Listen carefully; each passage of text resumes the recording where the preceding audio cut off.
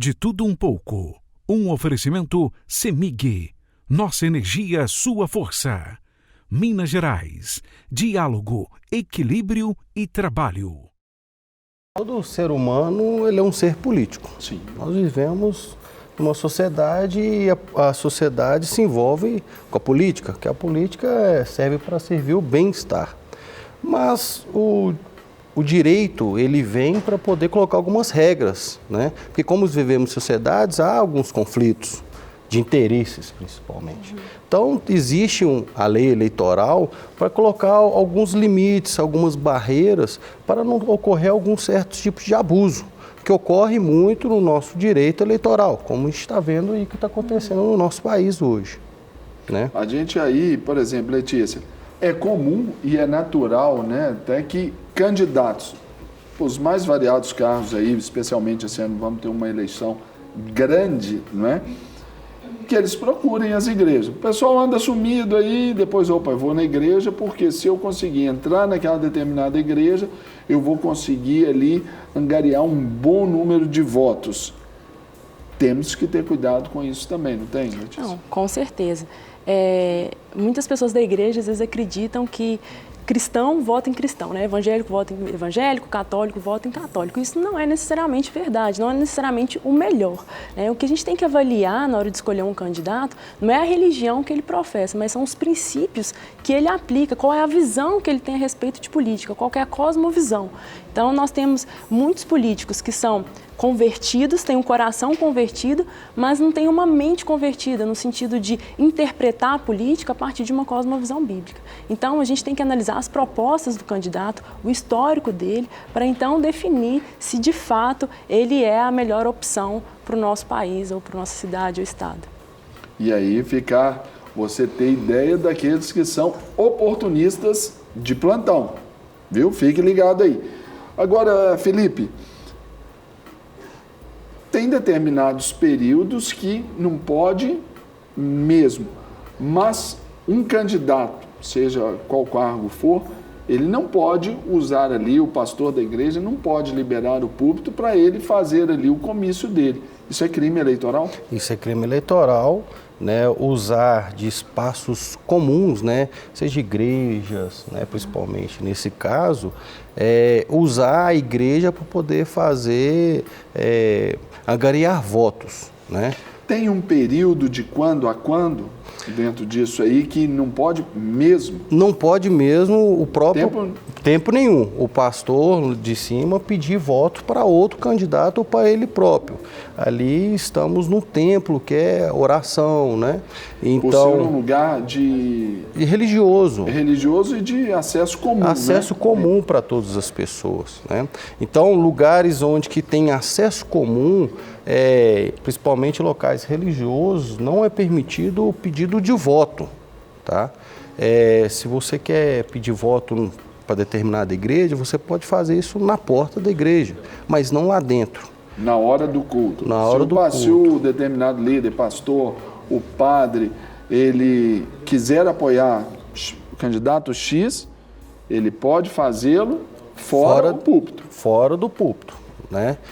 Isso não exime que o próprio candidato participe do próprio templo, participe daquela religião, daquela religião que for. Ele pode, porque ele tem a sua própria religião. Ele é um cidadão. A distribuição de panfletos, esse material de propaganda política? Não pode dentro de um local religioso. Na porta pode, porque a rua é comum. Na porta pode, e não certo. Pode atrapalhar também as pessoas que estão andando, transitando naquela calçada, né? Não pode atrapalhar. Mas pode botar uma mesa lá na frente, da própria igreja. O carro ali todo plotado, todo estampado. O carro tem alguns limites de adesivos, né? Você tem que ter estabelecido pela lei eleitoral, né? Não pode passar determinados centímetros, né? 50 por 40 centímetros quadrados. Então, não pode, tem alguns então aqueles limites. Carros todos assim que falam do candidato, o carro quase que é uma máscara assim do candidato, também não pode mais. Hoje não pode mais. 50 por 40, mais ou menos assim? Isso, é isso mesmo. Uau! Né? Então, hoje temos certos limites para coibir o abuso econômico. A partir do momento... Cavaletes... Cavalete não pode mais. Não pode mais. Não, cavalete não pode mais, tá? E... Desculpa aqui, mas aquelas bandeiras assim, aqueles totens assim... Bandeira pode, mas nunca colocado em algum espaço público, tá?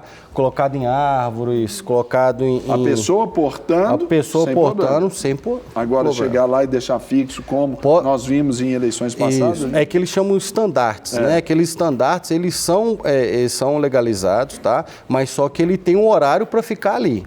Esses estandartes, como ele ocupa menos espaço na calçada, ele foi permitido.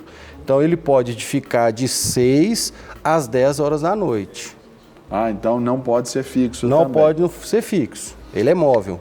Agora, Letícia, deixa eu passar essa bola aqui para você e eu quero te fazer essa pergunta, até porque pelo grupo que você está inserida, né, que é o GAP, Grupo de Ações Políticas, é um grupo que tem essa finalidade de levar essa instrução, esse conhecimento.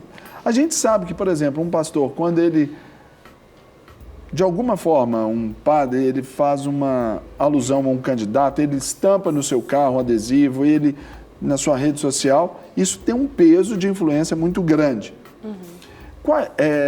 Quando a gente pensar assim, nesse tempo, a gente vai pensar que vem aquelas propostas mirabolantes, aquelas propostas assim, faraônicas ali, olha, se eleito for, eu vou trocar o telhado da sua igreja. Se eleito for, eu vou mandar colocar o ar-condicionado aqui na sua igreja. Sim, isso é muito comum, né? De que forma o grande povo, o fiel ali, ele tem que observar isso para que aquilo que para o pastor, num primeiro momento, pode ser interessante, não seja esse voto de cabresto? Sim, então eu vou até pegar um gancho na fala do doutor. Uma coisa que a gente gosta de falar muito no GAP é o seguinte: existe uma distinção entre igreja e Estado e uma distinção entre cristianismo e política.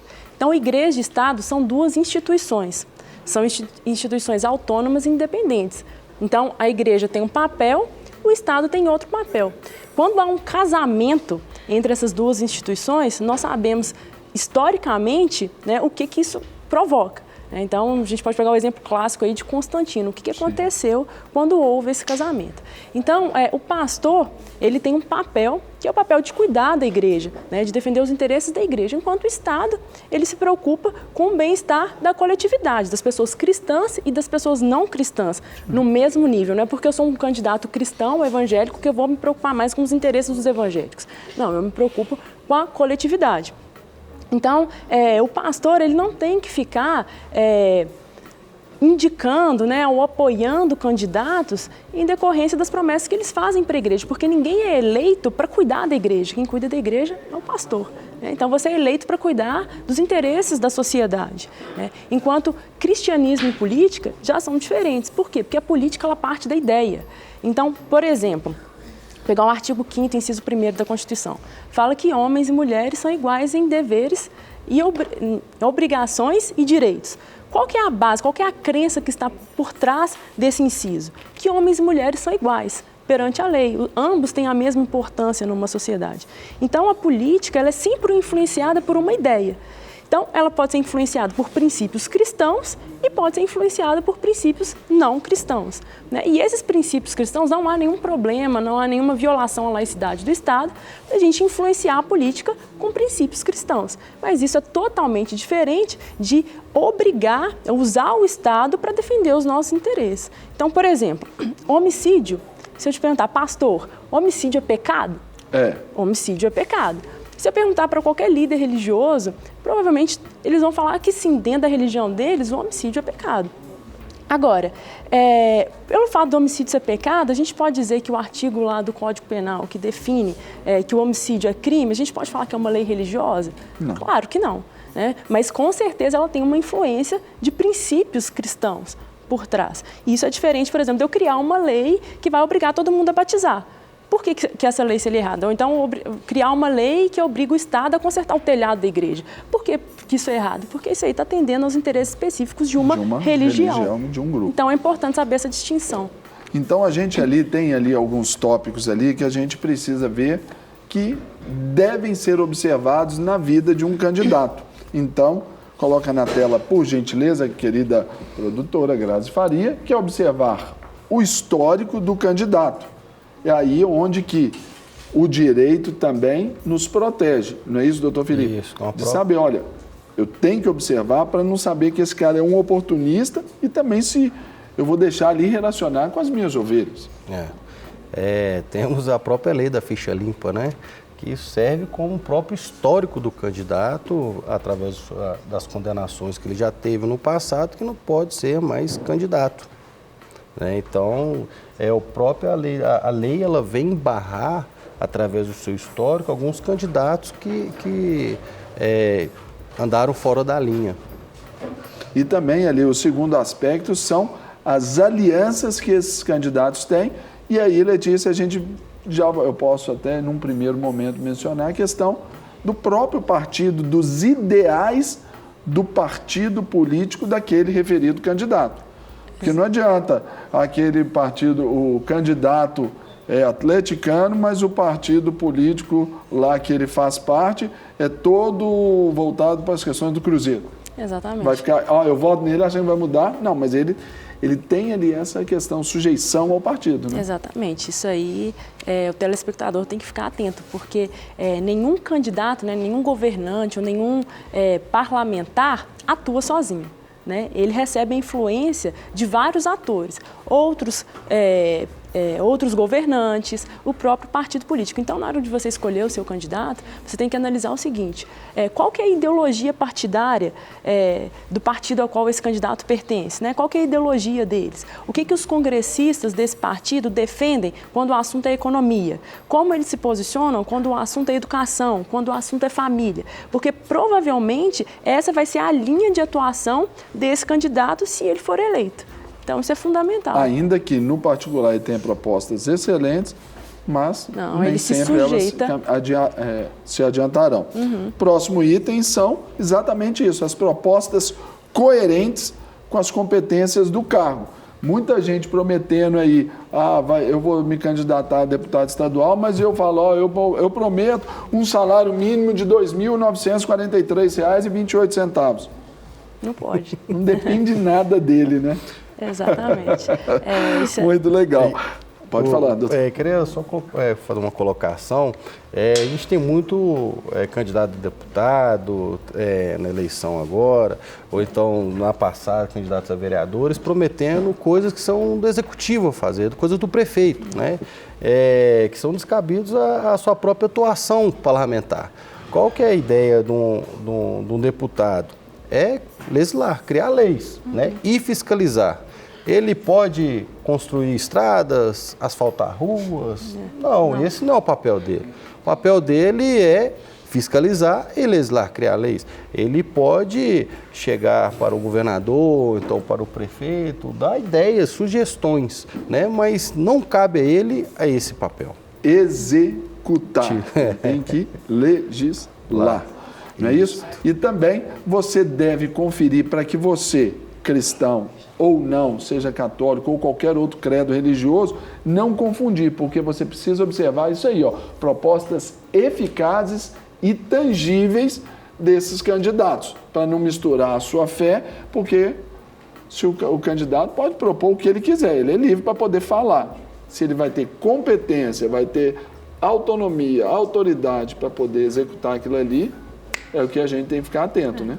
Exatamente. Vai dentro da linha desse outro tópico que nós trabalhamos, né?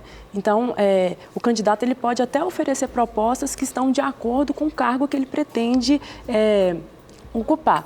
Mas essas propostas, elas estão de acordo com as necessidades da população, de fato aquilo que a população precisa, é aquilo que a população anseia. Então, o candidato ele deve conhecer as necessidades e os problemas, né, da cidade, do estado e do país. E aí, a gente também precisa analisar se essas propostas elas são tangíveis, ou seja, são factíveis. É uma proposta super interessante, mas eu consigo executar essa proposta? Né? Qual que é a ferramenta que eu vou usar para que essa proposta seja executada, seja feita? E num país como o nosso, tão grande, por exemplo, Minas Gerais, tão grande, tem aqueles candidatos de determinadas regiões do nosso estado.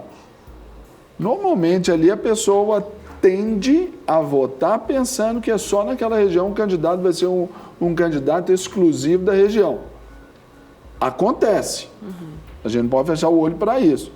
Mas tem que pensar que ele foi eleito como deputado estadual, por exemplo, ele vai legislar para o estado inteiro. E muitas vezes fica setorizado. A gente também tem que tomar esse tipo de cuidado, né? Nas próprias propostas que eles fazem, não é isso? É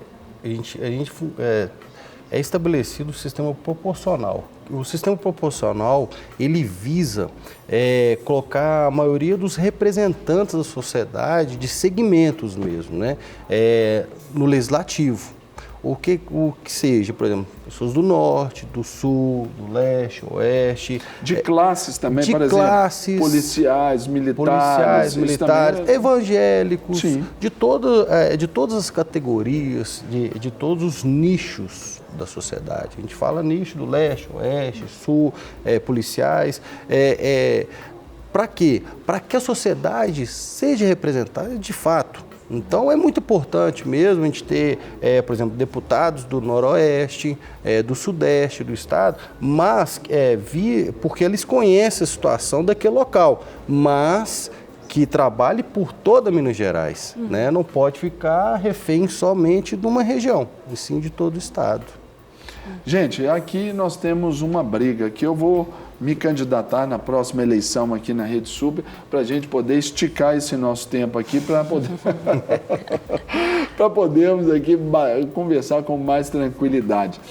Mas, de toda forma, eu quero agradecer a vocês, Dr. Felipe Filópio, que é advogado especialista em Direito Constitucional. Muito obrigado. Obrigado, uma grande honra pela presença. Aqui, Letícia, Said ou Said? Said. Said. Flávia Said. Letícia Flávia Said. Então veio aqui também, faz parte do GAP, que é Grupo de Ações Políticas. Obrigado, viu? Um abraço Eu que agradeço lá pro pessoal. a oportunidade. Agradeço. Tudo de bom?